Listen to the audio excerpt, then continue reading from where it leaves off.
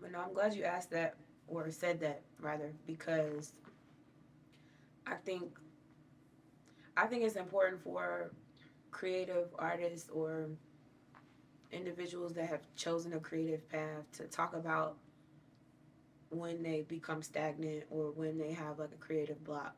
I know for myself, and like I said earlier, I might be jumping off the deep end, but I know the last like 8 months I have not. I feel like I've been shooting just to shoot. It hasn't been like I've been shooting, but it hasn't been content that I've necessarily wanted to shoot.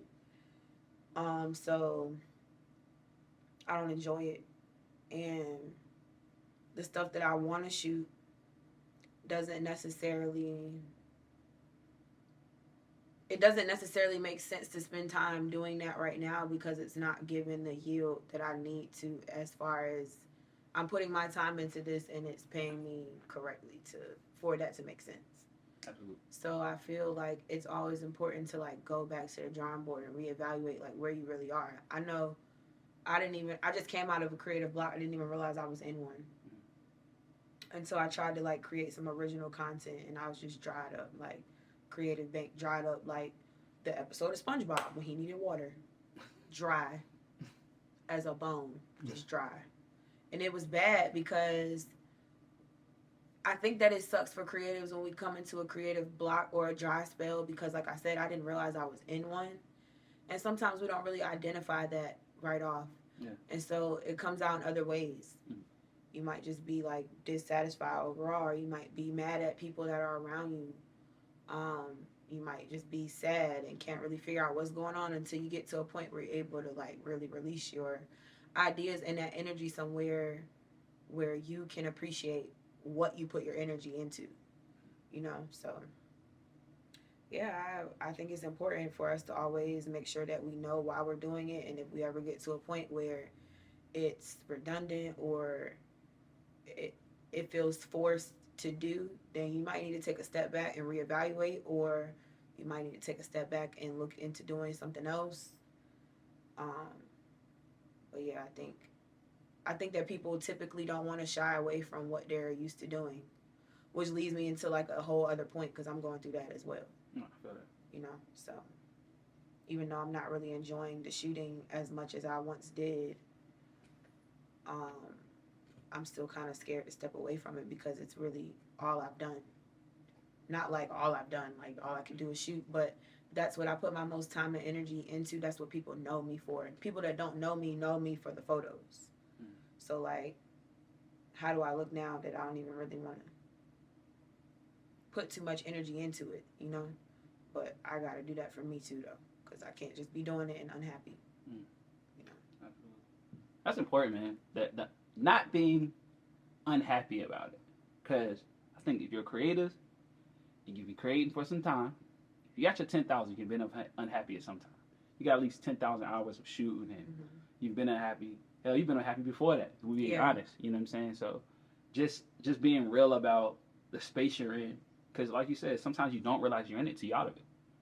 You know what I'm saying? Like on the backside, I'm like, dang, I was really not in good space. You know, right. Creatively. So, who's looking to pursue a creative lane, understand that in order for dividends to be paid, sacrifice must be had. Absolutely. What would you say is the biggest sacrifice you've had since your pursuit or your initial pursuit of being creative generally? Shit, like my biggest sacrifice. So that's funny because me and JT talk about this all the time. My biggest sacrifice throughout my entire photography career is the moment that I'm shooting. So like, people that know me and know my work know that what my clientele is like. For those people that don't know me, my clientele is typically like music artists or anybody famous, and athletes. That's pretty much like, and I mean like major league athletes. So that's really the lane that I chose. So yeah, anybody that knows me and knows the work knows that like I shoot music artists, anybody famous, and major athletes. So I think that my biggest sacrifice is not living in the moments that I'm shooting. Like I sacrifice the enjoyment of what I'm shooting so that I can make sure that I produce quality work so that other people can live through what I saw. Like, that was one thing coming into photography that I didn't even think about. Like, I didn't think, but I also didn't see what direction my career was going to take when I started it. Living in Virginia and living in Atlanta are two different ball games as a photographer. Absolutely. It's like, people say it's a different end of the spectrum. They're just two different spectrums. like completely two different. They over here, yeah, you know, like right, literally. Yeah. So I didn't even consider that I would be considered a celebrity photographer or an athletic photographer. I didn't even see that far going into it. And not that I didn't think I could do it, but just I didn't know where. I knew the camera could take me a bunch of places. I just didn't know where it would end up. So I think that's my biggest sacrifice, not really doing it for me. Just more so doing it because I love it and had a passion for it and grew a love for people falling in love with the work, because I knew that the work that I was creating was making people fall in love with a moment they weren't even present for. Yeah, for sure.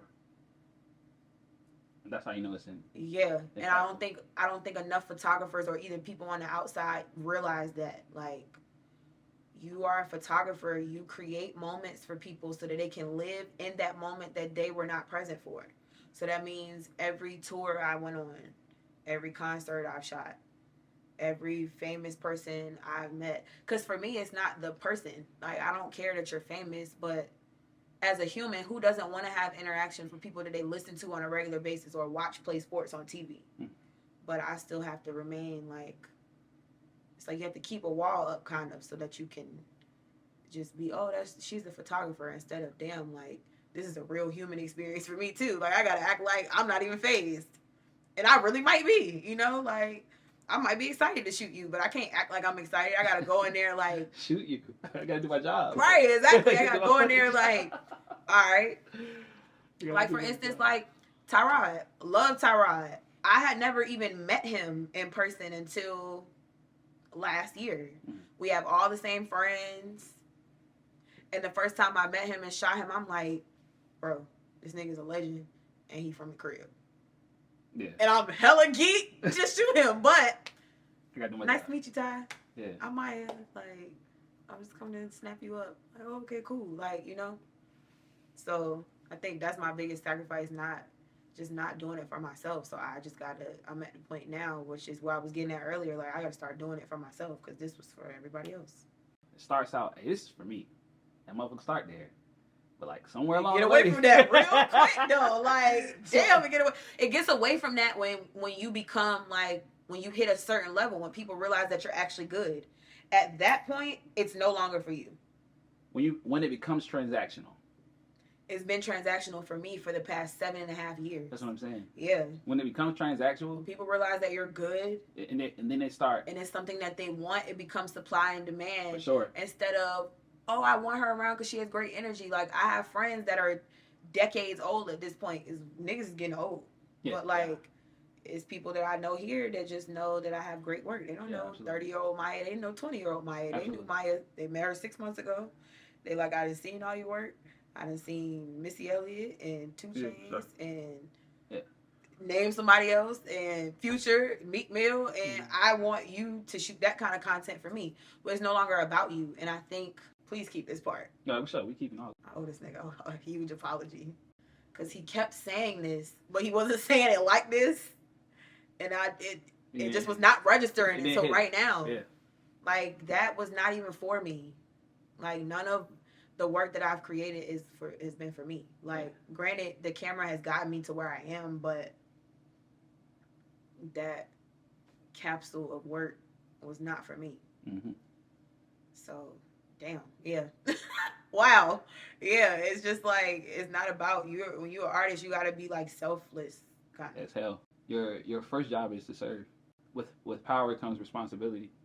And when you start saying that you can guarantee a certain amount of service and consistency of that service, you have to provide it, because you put your word on it, and your word is your bond.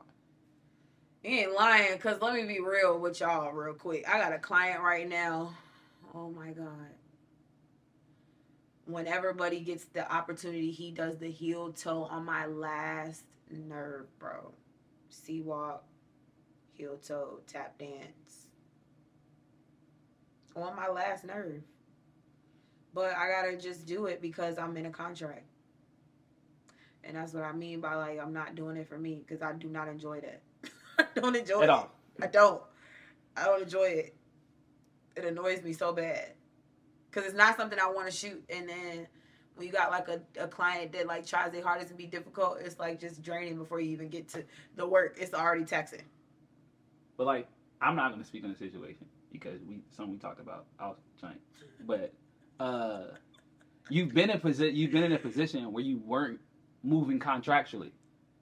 Well, that's like a nightmare. Yeah. It's like the worst thing in the world. Like, your lifestyle can literally change because you're not bound to an agreement.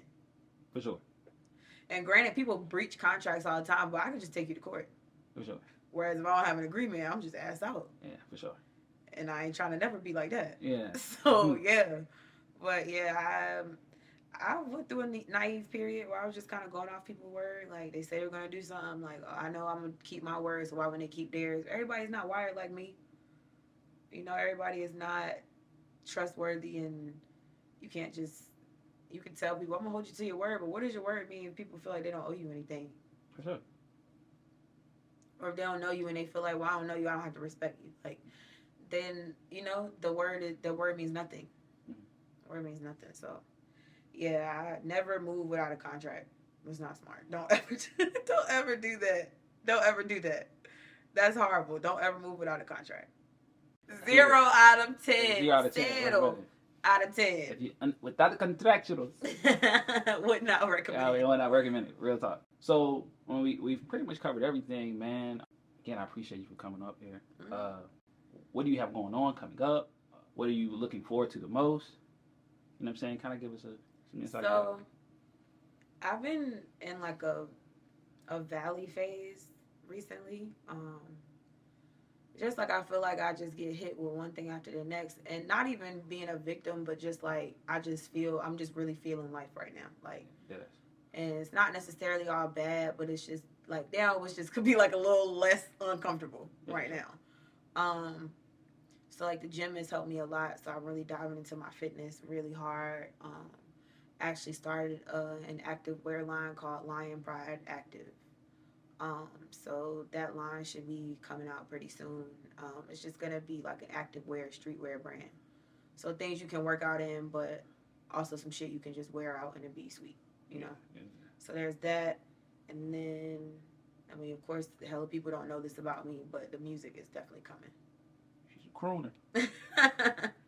The music is coming. The music is on the way. Got some ideas, some treatments written out already. Got a great support system behind me. Shout out JT. Shout out Jacob. You already know, gang. So, yeah. Sound file, y'all. Well, shout out for real though. Shout out to JT because, bro, first of all, I owe you an apology. I'm sorry, babe. Because you were right. I should have just. The photography was not for me, but this next season is for me. So, but no, shout out to my boyfriend because he definitely pushed me right into the music. Like, niggas have been saying for years, like, you should sing. You should sing. You don't write music. You don't sing. You don't, And I just ignored y'all. So, sorry about that. But. Let it come when it comes. I finally got it. So, that's on the way. So, just look forward to that. It won't be a real announcement. I'll probably just release it. For sure. So, anybody want to book? Anybody got IG, social media? Where can he find you at? And check your workout. So, I'm at Maya Shot You on Instagram at MayaShotYou.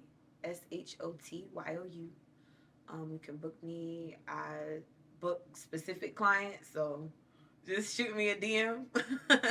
You can book me that way. MayaShotYou.com is under construction, but it will be up in the next 21 days, and you will be able to purchase custom prints on canvas on the website. So that's where you can hit me up. Amazing, man. Again, thank you. You know what I'm saying? I appreciate you coming to Talks with Cone. Thanks for having me. Y'all, when the interview drop, y'all show love. Follow on IG at Maya Shot You. And, peace. Thank you.